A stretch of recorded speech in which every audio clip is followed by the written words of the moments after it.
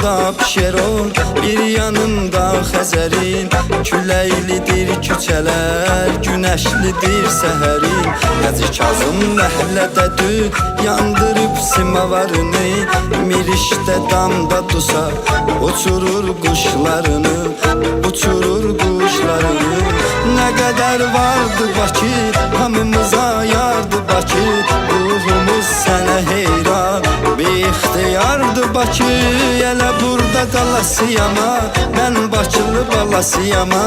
Vətənin hər yerinin qadasın alasıyama.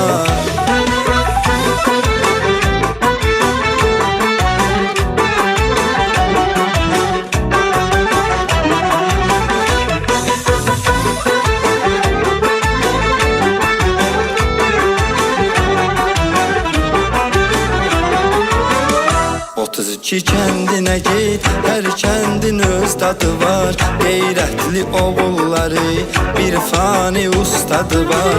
Mehriban qonşudular, çox qonaq sevərdilər. Yaxın istəyəndilər, həm uzaq sevəndilər və uzaq görəndilər. Nə qədər vardı Bakı, hamımıza yardı Bakı. Ruhumuz sənə heyran, bixtiyardı Bakı. Elə burada qalasıyama, mən Bakılı balasıyama. Vətənin hər yerinin qadasın alasıyama.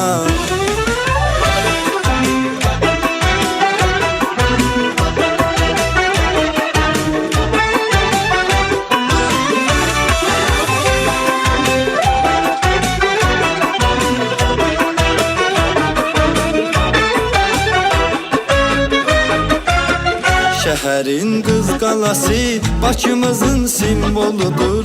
Bizə Şirvanşahlar tariximizin yoludur. Bakının gözəlliyi aləmdə birincidir. Ləhcəsi Bakılıların hamının sevincidir, hamının sevincidir. Nə qədər vardı Bakı, hamımıza yardı Bakı. Ruhumuz sənə heyran, bixtiyardı Bakı.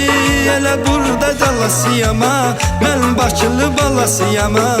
Vətənin hər yerinin qadasın alasıyama. Nə qədər vardı Bakı, hamımıza yardı Bakı. Ruhumuz sənə heyran, bixtiyardı Bakı. Elə burada qalasıyama, mən Bakılı balasıyama. Vətənin hər yerini qadasın alasıyama.